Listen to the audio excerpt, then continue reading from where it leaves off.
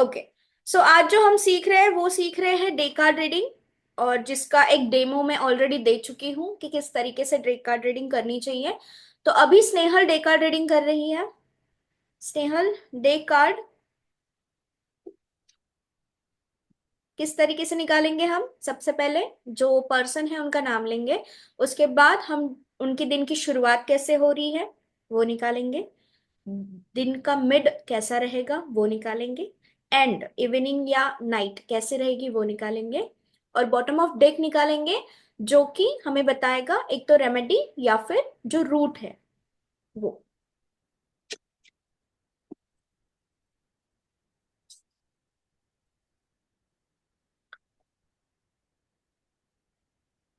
Okay.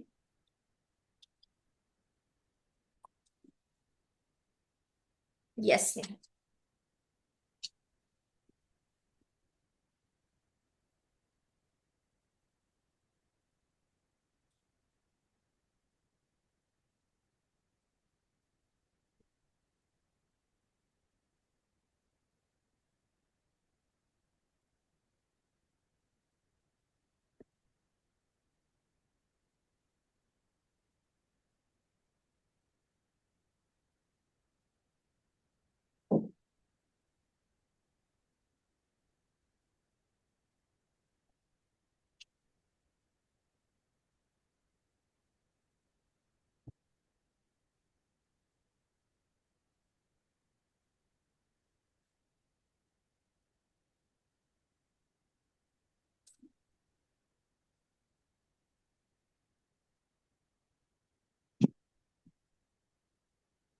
Done. Good. So tell मी।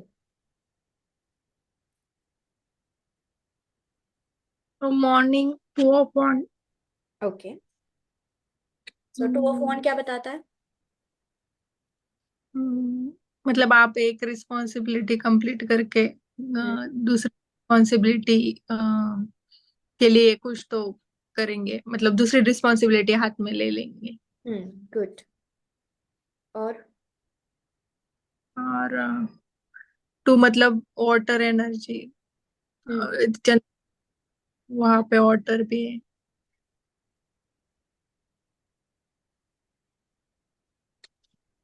जो भी समझ में आ रहा है वो बताओ। हम्म,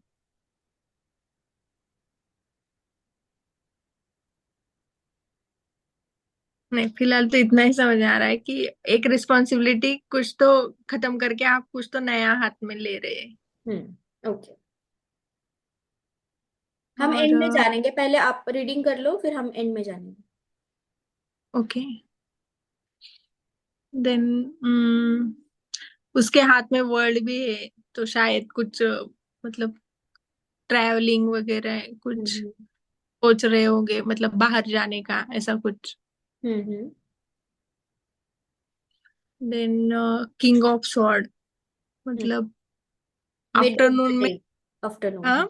आफ्टरनून में आप मतलब कुछ तो डिसीजन लेंगे, जो हम्म भी आपने सोचा मॉर्निंग में, हम्म आफ्टरनून में आप पे कुछ तो डिसीजन लेंगे। हम्म देन इवनिंग में हैंगमैन, मतलब आप मतलब 360 डिग्री आपने जो भी डिसीजन लिया है उस पे आप ये करेंगे, मतलब फिर से सोचेंगे कि मतलब क्या मुझे ये करना चाहिए ना नहीं करना चाहिए, ऐसा कुछ। हम्म। और bottom of day, devil energy. Okay. So किस तरीके से इसको रीड करना है? रूट कॉज करना है या रेमेडी करना है?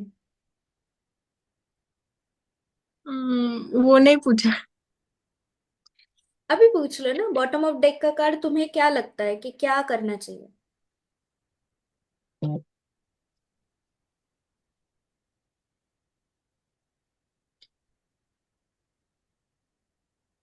अलग अलग टैरो कार्ड रीडर्स के अलग अलग पहलू होते हैं।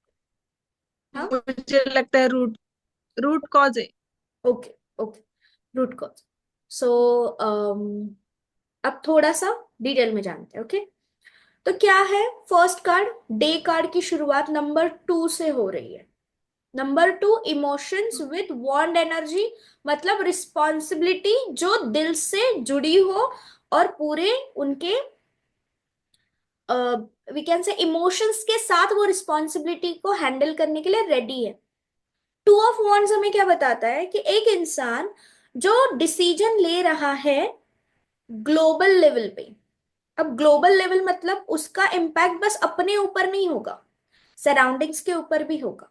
वहां पे वाटर एनर्जी है, वो एक जगह पे खड़ा है, ठीक है, और दूसरी चीजों के बारे में सोच रहे हैं। तो ये एक न्यू थॉट प्रोसेस है, न्यू रिस्पॉन्सिबिलिटी है, जिसको हैंडल करने के ये इंसान अब रेडी है। अब ये आगे की सोच रख रहा है, पीछे की नहीं, ठीक है। तो जो भी इंसान है उसकी दिन की शुरुआत कैसे हो रही है, डिसीजन मेकिंग के साथ विथ इमोशनल बॉन्ड। एक वन लाइनर, इसके हिडन डिटेल्स है जो कि हम धीरे धीरे जानेंगे प्रो लेवल में। अभी के लिए बेसिक क्या है कि कोई इंसान है जो अपनी पुरानी चीजों को साइड में रखते हुए एक न्यू डिसीजन लेते हुए आगे बढ़ रहा है, ओके। नेक्स्ट कार्ड क्या है, किंग ऑफ स्वॉर्ड्स। अपने आप में किंग ऑफ स्वॉर्ड्स अगर थोड़ा सा जर्नी देखोगी तो पहले आया माइनर अरकाना, फिर कोर्ट कार्ड, फिर मेजर अरकाना कार्ड। मतलब इसकी पूरे दिन में डेवलपमेंट हो रही है, विचारों की डेवलपमेंट हो रही है, अपने जीवन को जीने के तरीके की हो रही है। किंग ऑफ पेन स्वॉर्ड का मतलब क्या है, किंग ऑफ स्वॉर्ड हमें ये बताता है कि ये अब उस पोजीशन पे आ चुका है जो दूसरों को गाइड करेगा, ये सही है ये गलत है, ठीक है। ये प्लानिंग के ऊपर चलेगा, ईश्वरीय शक्ति इसके साथ है। ये हमेशा इसके अंदर ना एक विस्परिंग एनर्जी रहेगी कि कुछ तो आवाजें आ रही है। ऐसा होता है ना, पुरानी चीजों की आवाज आ रही है या कुछ गाना गुनगुना जा रहा है अंदर ही अंदर सबकॉन्शियसली। तो किंग ऑफ स्वॉर्ड की एनर्जी हमें क्या बताती है कि आप अपने डिसीजंस जो है वो लेंगे, जो अपने पहले डिसीजंस लिए हैं उसके ऊपर आप डटे रहेंगे और उसके अंदर आपको सक्सेस मिलेगा, you will get a success. क्योंकि टू ऑफ वन से निकल के किंग की एनर्जी में आ रहे हैं, मतलब जो भी डिसीजन लिया उसके अंदर सक्सेस तो मिल रहा है, पोजीशन मिल रही है, अथॉरिटी मिल रही है, उसके अंदर प्लानिंग करने की जरूरत है। अब उसके आगे का कार्ड क्या है, एक लाइफ में चाहत क्या होती है, मुझे किंग होना है, राजयोग चाहिए सबको अपने लाइफ में, राइट। ये चाहिए वो चाहिए, मतलब किंग के जैसे रहना है। ये तो मिल चुका ना, इसके बाद का क्या। तो हैंगमैन हमें क्या बताता है, मटेरियलिस्टिक चीजों को और स्पिरिचुअल चीजों को बताता है हैंगमैन।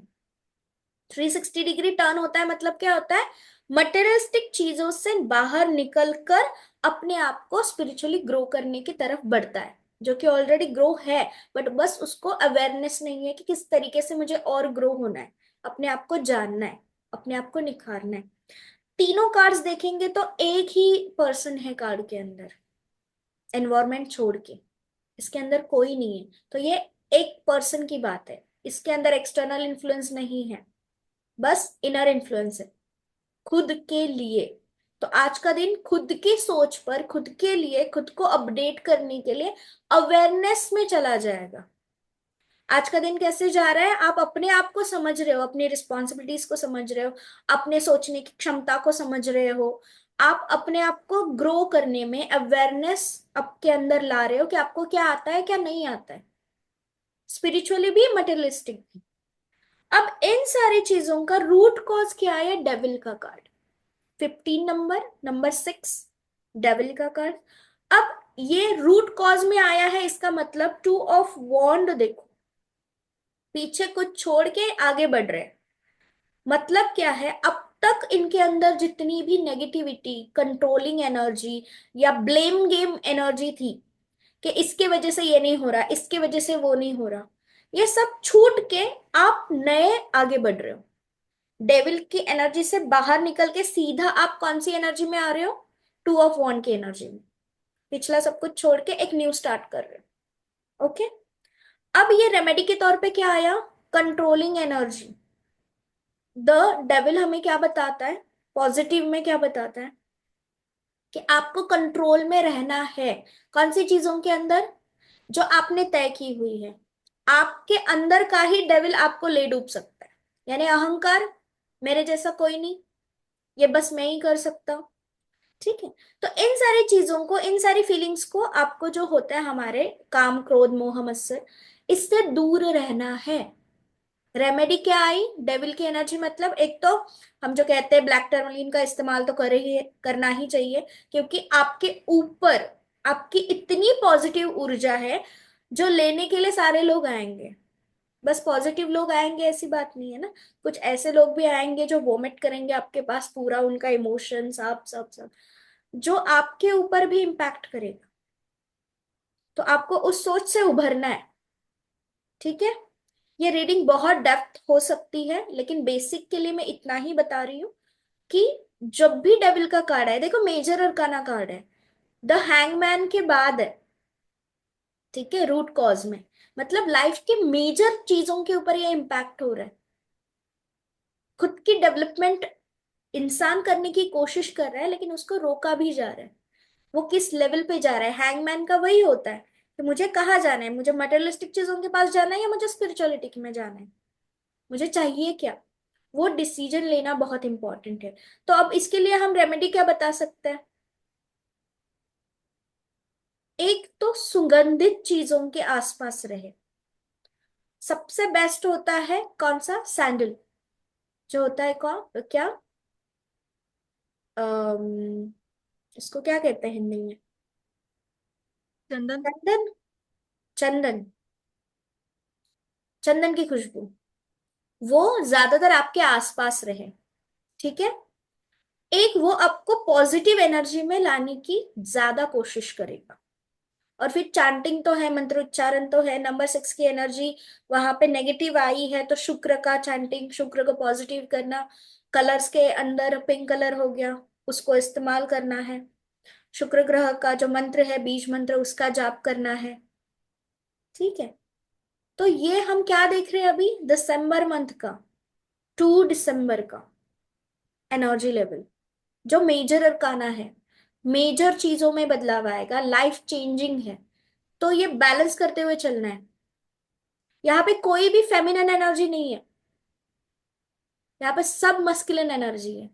इसका मतलब क्या है? जो भी इंसान के लिए रीडिंग है, उसके अंदर की फेमिनिन एनर्जी को भी एक्टिव करना जरूरी है, बस मस्कुलिन नहीं। क्योंकि devil it's masculine energy itself. अपने आसपास के लोगों में आपको उन चीजों को ढूंढना चाहिए। खोजी का कार्ड होता है ना, द हैंगमैन। खोज कहाँ करेगा वो? ये तो लटका हुआ है, वो अपने अंदर ही खोज कर सकता है। ठीक है। तो ये डेप्थ रीडिंग तो बहुत ज्यादा हो जाएगी, लेकिन बेसिक के लिए इतना ही है कि आज का दिन उनका कैसे जाएगा, अपने ऊपर, अपने अवेयरनेस के ऊपर काम करते हुए जाएगा। ठीक है। मेजर बदलाव होंगे लाइफ में। यस। क्लियर है? समझ आ रहा है कौन कौन से पॉइंट रिपीट हुए, कौन कौन से ऐड हुए? इस तरीके से रीड करना है। ग्रेट। सो खुद के लिए भी कर सकते हैं, परिवार के लिए भी कर सकते हैं। सीखने के लिए स्टार्टिंग इसी से करनी है, धीरे धीरे, और डेप्थ में हो जाएगा। जैसे हम हिडन सिंबोलॉजी के अंदर चले जाएंगे प्रो लेवल पे, आपको पता चल जाएगी और हम किस तरीके से एक कार्ड को रीड कर सकते हैं। ठीक है। डन। चलिए अब हम नेक्स्ट स्प्रेड देखेंगे।